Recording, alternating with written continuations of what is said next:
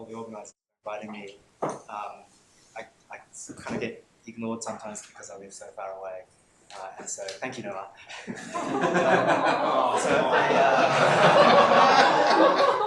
Well, people forget that Australia exists sometimes. And New Zealand, to be fair. You came further. Yeah. Also, according to Hamish, I was the one who travelled the furthest by 500 kilometres or something. Anyway, so this is stuff that I've been working on recently, and it's not my usual work that you see in microbial evolution. You heard a bit about that from Lindy's talk yesterday. But I thought it's okay to stray a little bit from my usual topic because geographically I'm straight. So as you know, asexual reproduction or parthenogenesis has a twofold advantage compared to sexual reproduction because a female can produce two offspring, female offspring, for the same sort of investment in reproduction, assuming anisotropy. And so with this advantage, asexual reproduction evolves every now and then and has an initial advantage, but in the long run, it's not a good strategy, and asexual species go extinct all the time. And here's an example from Tamima walking sticks. So the phylogeny is twiggy, and that's because asexual lineages evolve and then they're good for a while, but then eventually go extinct, and the mechanism might be bullous ratchet or it's something else. But what if reproduction gets the best of both worlds? What if you can do both sexual reproduction and get maybe good or bad genes from males into the offspring, or by not mating, you can produce copies of yourself. So this seems like a really good strategy for reproduction. And an example of this is the Australian walking stick, also known as a spiny leaf insect, or giant prickly stick insect, or insect. There's got lots of names. Another one is Extatosoma tiaratum. This particular one I call Heidi, and she's the daughter of a stick insect given to me by Russell Bonduriansky. His name's come up a couple of times. He and I were just chatting, and he said, "Oh, you know, these are really fun to have pets. Have a couple." So I took them. They're females, and they laid lots of eggs and died. And this is the second generation, and now we're on to the third generation. So I know that they can reproduce asexually because there's no male inside, but they can also produce sexually. So they get the best of both worlds. So, oh, and by the way, I took this photo myself, and my camera's not quite as good as Carl's, so it's not quite as impressive. But I don't have to sort of point far away in the cage in the living room. Anyway, so there's this question about why this strategy hasn't just taken over the whole world. Why isn't it absolutely everywhere? And simple arguments about the advantages of sex and recombination wouldn't work because these things can get the best of both worlds. By the way, I'm going to call this FP sometimes because that's only 2 syllables and this thing is just so busy. And I want to point out that in some species, parthenogenesis can be cyclical and can depend on environmental conditions, and some famous people have done some models on that, but I'm not going to talk about that today. Instead, I'm going to talk about the case where if males are absent, then asexual reproduction. Okay, so what are the explanations for this that are out there so far? These are the ones that I could find. So one explanation is that adaptation is more efficient under obligatory sexual reproduction. And some people study the dynamics of this. And there's another body of work to do with sexual conflict theory, and under this idea, males are under selection to coerce mating, and there can be coevolution, and there's a body of work around this. I'm not going to consider that. But in both cases, these ideas don't stop FP from invading, and I think Dan can see where I'm going to go with this. But here's some more ideas. So some people say maybe there's a developmental constraint. So it's actually a difficult thing to do to be able to do both kinds of reproduction. So maybe it just doesn't evolve very often. But actually, it has evolved a number of times independently, and there are lots of different mechanisms which I won't go into. So that sort of suggests that it is, I believe, it is a barrier, but it's not a barrier that can't be overcome. Another idea is that there are recessive deleterious genes that become homozygous and so so they're expressed, and this is really bad because it'll be instant death. But Maynard Smith points out in this 86 paper that some forms of parthenogenesis preserve heterozygosity. But I think the other thing about this is Russell actually told me that for some of his stick insect populations that he studies, the females are all homozygous at every locus. So that's again. I do believe this is a barrier, but it's maybe not a complete barrier. Okay, so I'm going to move on to the hypothesis that I want to explore, which is that sometimes males are not around enough. So if you have high frequency males, you prevent facultative parthenogens reproducing asexually. So this has actually been modeled by Russell. So he did an agent-based model and looked at the properties of this. So he was able to put in space and some sexual conflict theory stuff and various things like that. But I think even with this explanation, there's a bit of a problem because every time sex doesn't happen, then the twofold advantage appears. So I think the boost is still quite sizable potentially. So I wanted to explore this a little bit and think about how to sort of drive down that advantage. So how can males be kept close to the females? Can we increase dispersals? And so I thought let's crank up the dispersal in a model and let's see how far that explanation can go towards explaining the absence of FP. And at this point, I should apologize to Joanna because I might talk about fitness, and apologize to Hamish because I might talk about equilibria, and apologize to Aline because there's very little spice. And by the way, I don't know if it's compulsory to use the word spice in our talks.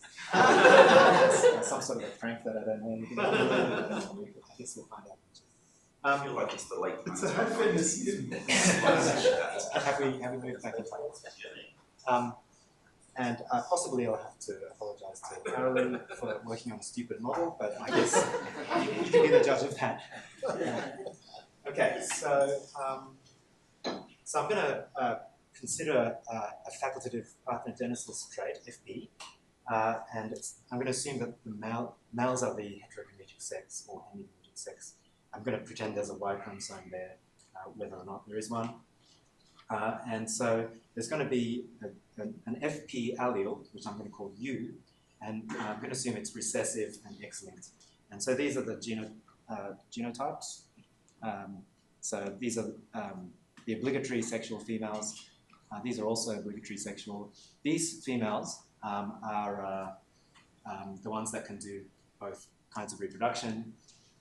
These are the frequencies, and the males are X, Y, and UI. These are the original males, but these are the ones that reproduce sexually but carry the U allele.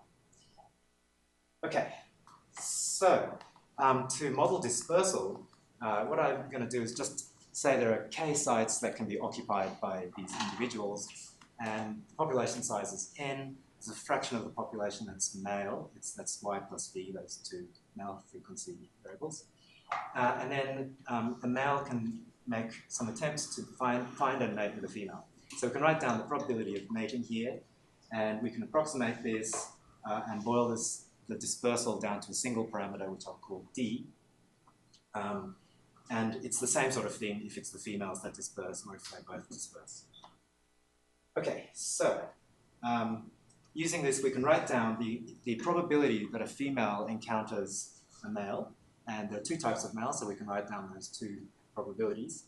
And the thing about this is that if the sex ratio is 1:1, and if the D parameter is around 2, well, if it's 2 log 2, which is around 1.386, then mating is like mass action, and dynamics are a little bit like Hardy-Weinberg, except for the asexual component. So the sexual bits are like Hardy-Weinberg. So I mention that because that's sort of a reference point.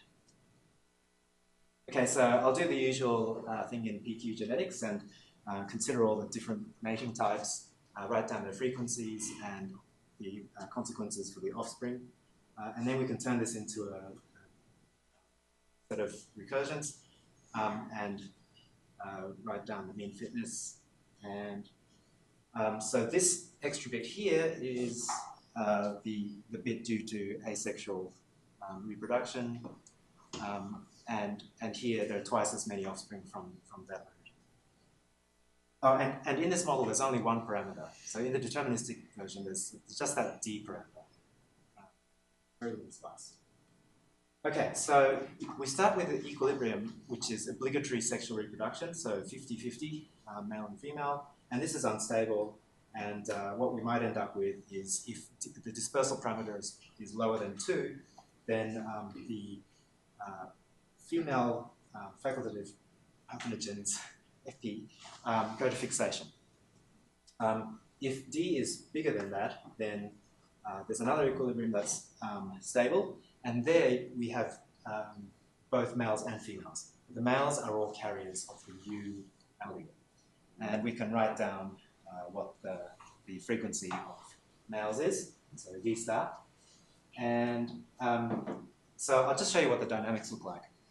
When dispersal is low, so let's set it at 1, the FP allele invades and goes to fixation. The X allele goes extinct, and so do males. So there are no more males. If dispersal is a bit higher, then the U allele still invades, but it doesn't go to 100%, and that's because there are still males, the carrier males, the UY males, and they enter the population and they sit at a frequency below 50%.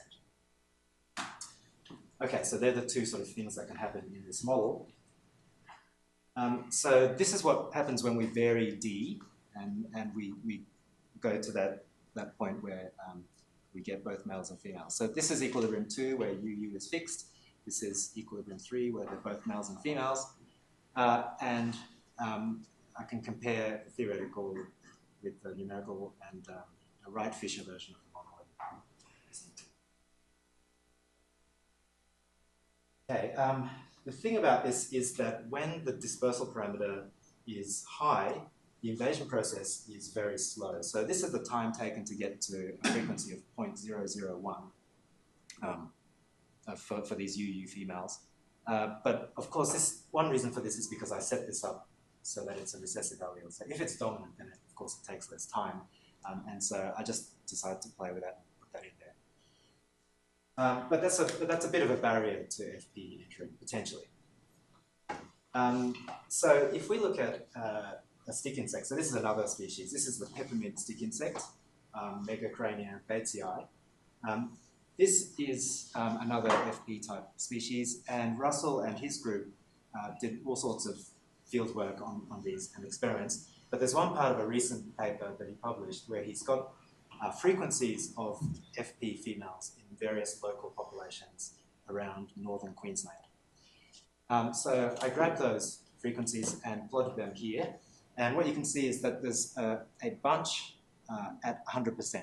So a lot of local populations are sitting at 100% female, and they're reproducing asexually. And then the rest of them sort of sit around 0.5 or 0.6.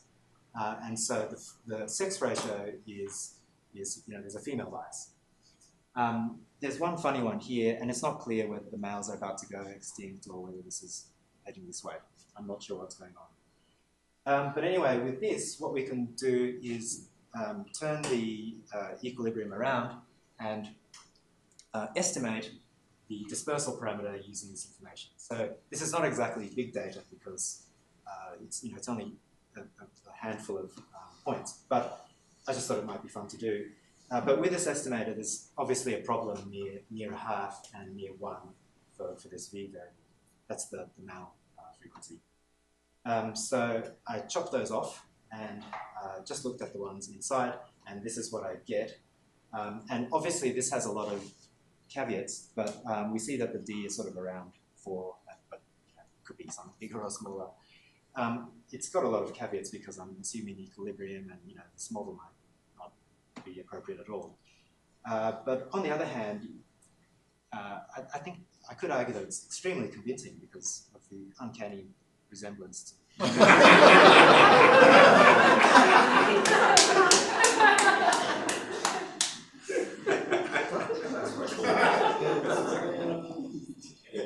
This is how some theoreticians deal with data. I want to turn now to the role of stochasticity. So I mentioned that I'm doing Wright-Fisher simulations. So now I've got this on a log scale so that we can see the low frequency. So we can see the wobbling around the frequencies, but it sort of tracks the deterministic model. Now, if I use the same parameters and run it again, and I might get something like this, where the allele just goes extinct. Oh no, sorry. What's happening here? Oh, confused about this. I think the dash lines are the deterministic solution. Oh yeah. Sorry. Thank you for explaining my own model. That's right. Yeah, so this is deterministic, and that's why it comes in, but there's no green wobbly line, and the red one disappears, and the purple one kind of disappears. So the U allele disappears. So, this is not at all surprising because we know about branching processes and mutants fail to enter populations. But I just want to make a brief digression, and you heard about this in a talk earlier today from Dan Stork. He mentioned the drift barrier hypothesis, and I think that's the sort of thing that's happening here. So the idea, of course, is that the mutation rate can only go so low because it's limited by the drift barrier. So as we reach molecular perfection, we can't keep going further because it's harder to fix better and better alleles, and that's limited by the population size. Okay, so I think there's something like that going on here. So when I look at both those parameters, the population size and D, so now if we're looking at the stochastic version, we've got two parameters instead of one. So D and population size N. So if we look at them together and look at the probability of invasion, then we get something like this. So here, the U allele is able to invade, here it's not able to invade. So there's a low probability of invasion of that U allele if dispersal rate is high and if the population size is low. So it's a combination that's acting here. And again, this is, in a way, this is obvious because, of course, there's going to be a drift barrier. It doesn't apply just to the mutation rate. It applies to anything where some more perfect solution might be within reach or not within reach. But if we look at a constant, the classic fixation probability with constant selection, then as a function of population size, then we get something that looks like this. So this is with high S, and this is with low S, and this is with negative S.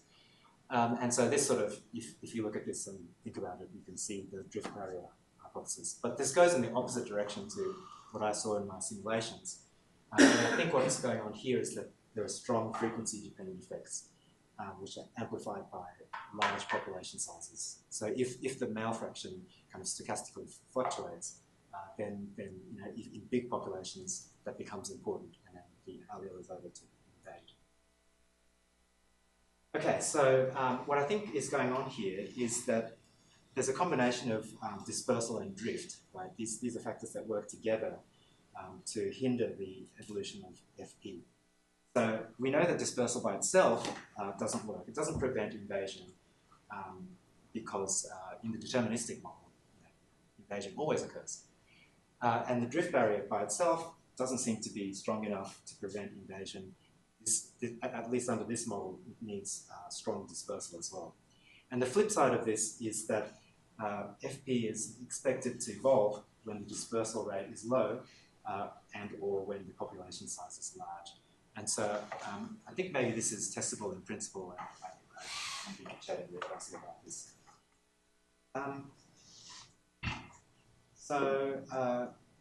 Of course, this model is extremely simple.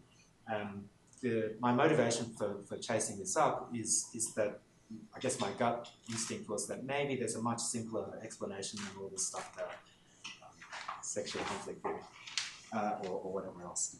So I just wanted to start with something very simple and see if I can come up with a parsimonious explanation. I'm not sure if this is good enough because you can still see that when population sizes get bigger, there's not really much of a barrier.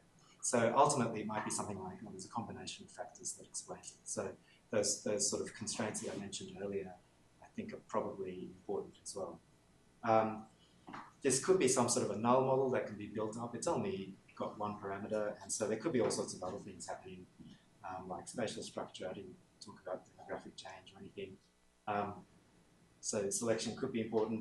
The other thing is that FP species now are going to not look like the ones that are originally invaded. So we might be studying those species now, but they have interesting properties, like, for example, M. batesii females seem to have evolved the ability to resist males and resist fertilization. So that's quite interesting. Anyway, so there's a lot to think about there. And I'd like to finish off by thanking Russell for lots of inspiration. I chatted with Lindy a lot about this as well. And I know it's unusual to thank pets, but these are sticking sex. And finally, funding from the ARC. Thank you very much.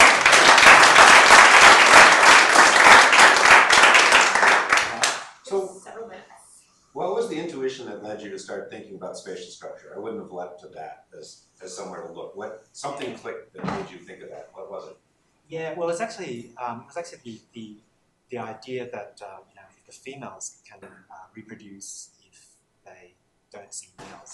So if the males are sort of running around everywhere, maybe this will prevent them from ever doing this. So that was my initial intuition, which in a way is wrong because in that deterministic model, you will always invade.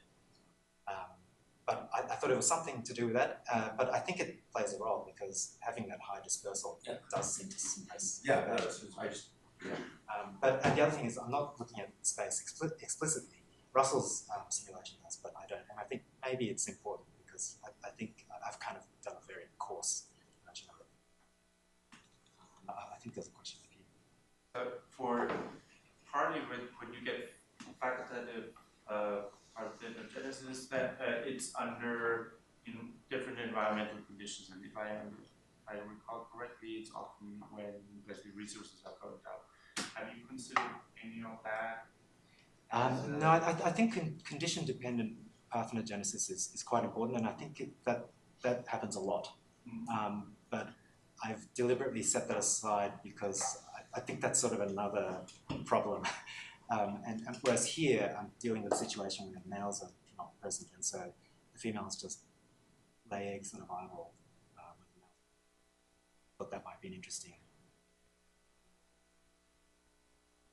But yeah, I mean, I agree that the other strategy might also be something that you wonder, why isn't it everywhere? So I kind of think it is everywhere. Like, if we look at the eukaryotes in this room, to first approximation, 100% of them are facultative sexuals, right? All the fungi on this, right? It's all facultative sexual. Lots of the plants are facultative sexual. If we want to talk about like even small animals, C. elegans, right? You know, microbes. So it's like, really, to me, the puzzle is just why in big animals is the strategy that is the main one in the rest of the tree of life. Uncommon. So maybe this thing about it being more common in big populations is, maybe that's right on the money. Yeah, it could be. It could be. I mean, yeah, that's right. I mean, a lot of parthenogenetic, FP species are in fact big, aren't they? But it's more than the obligate sexuals. Like, facultative sex is super common in nature. It's only rare in big animals. I see what you're saying. So it's really, it's very. I mean, it's possible. It possibly doesn't happen in mammals, and I mean, I think there's some sort of so that's like, why not in mammals? Yeah. Well, that's genomic imprinting. It doesn't happen in birds either. They both have genomic imprinting. So then once you've got genomic imprinting, you can't do it. Yeah, that's like the developmental constraints. That's right. But then why is that? Oh, but they sell it, right? That, so, you know, at this level, also you could say, why aren't mammals selling? Well, yeah, why don't you get hermaphroditic males who sell it? There's probably some sort of, you guys might call it constraint, I don't like the term constraint, but something to do with having to have a coordinated, you know, like big animals have to move around in fairly elaborate ways, and if you don't have to do that much, then you can have one bit of you specialized to do one thing, and another thing specialized to do another thing. That would be my intuition. That's why it's so rare and so things. Thank you very much. Can we bring back speaker one more time?